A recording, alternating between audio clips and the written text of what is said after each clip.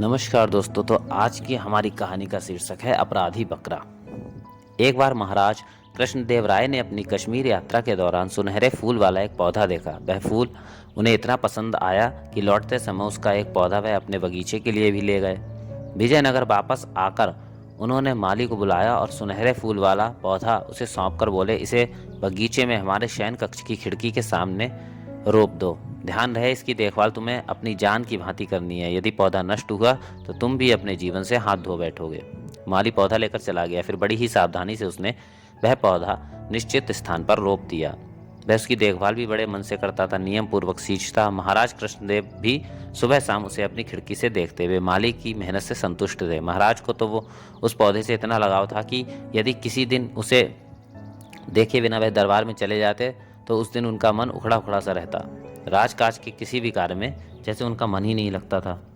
एक दिन महाराज सोकर उठे और आदत के अनुसार खिड़की खोली तो वह देखकर स्तब्ध रह गए कि पौधा अपने स्थान पर नहीं था। वह परेशान हो उठे। उन्होंने फौरन माली को तलब किया।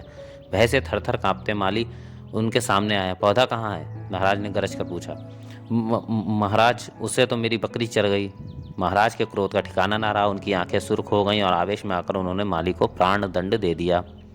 सैनिकों ने माली को तुरंत बंदी बना लिया। मूर्ख, लापरवाह, हमने कहा था कि उस पौधे को अपनी जान से भी अधिक हिफाजत करना। ऐसी हिफाजत की है, ले जाओ इसे हमारी नजरों के सामने से। सैनिक उसे लेकर कारागार की ओर चल दिए।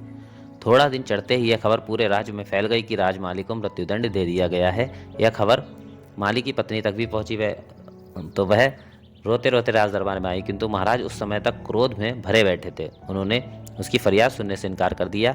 अब वह अबला क्या करे? किसी ने उसे तेनालीराम से मिलने की सलाह दी। तुम तुरंत तेनालीराम के पास जाओ, यदि वे चाहेंगे तो तुम्हारे पति का बाल विवाह का नहीं होगा। माली की पत्नी रोती कलपती तेनालीराम के घर चल दी। वहां पहुंचकर उसने उन्हें सारी बात बताकर अपने पति के प्राणों की भीख मांगी। तेनालीराम ने सांत्वना दी, फिर समझा बुझाकर घर भेज दिया। अगले दिन सुबह सुबह हंगामा हुआ। माली की पत्नी बकरी को मजबूत रस्सी से बांधकर नगर के हर चौराहे पर जाती, खूंटा गाड़कर उसे उससे बांधती, फिर हाथ में डंडा लेकर निर्दयता से उसकी पिटाई करती। बकरी आर्तनाद करती, इधर उधर कूदती फांदती, मगर मालिन का डंडा न रुकता। विजयनगर में पशुओं के प्रति निर्दयी व्यवहार पर प्रतिबंध था। लोग मालिन को रोकते ही कि वे ऐसा ना करें, मगर वह किसी की ना सुनती। वह तो जैसे पागल हो गई थी। उधर पीट पीट कर बकरी भी अधमरी हो गई थी। उसे पाँव में खड़े होने की शक्ति शेष ना थी। कुछ लोगों ने बकरी की हालत से द्रवित होकर इसकी सूचना नगर कोतवाल को दे दी। कोतवाल सिपाहियों के साथ आया और बकरी सहित मालिन को पकड़कर ले गया। कोतवाल जानता था कि यह मसला मृत्युदंड से जुड़ा है, अतः उसने मामले को राज दरबार में पेश करना ही उचित समझा। महाराज ने मालिन से पूछा, तो क्यों तुमने इस बेजुबान को इतनी बेरहमी से क्यों पीटा? अन्नदाता, जिस बकरी के कारण मैं विधवा होने वाली हूँ, जिसके कारण मेरे बच्चे अनाथ होने वाले हैं, जिसने मेरे भरे पूरे घर को उजाड़ कर रख दिया हो, आप ही बताइए उस जीव के साथ मैं कैसा व्यवहार करूँ? क्या मतलब? उलझन पूर्ण लहजे में महाराज ने पूछा। इस निरीह पशु के कारण तुम विधवा हो रही हो, तुम्हारे बच्चे अनाथ हो रहे हैं। यह बात कुछ समझ में नहीं आई, विस्तार से बताओ।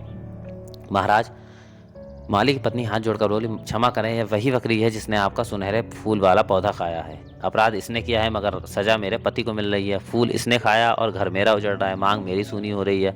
अब आप ही बताएं कि आप जैसे न्यायशील राजा के राज्य में कोई इतना भयंकर अपराध करके भी सजा से बचा रहे, क्या यह उचित है?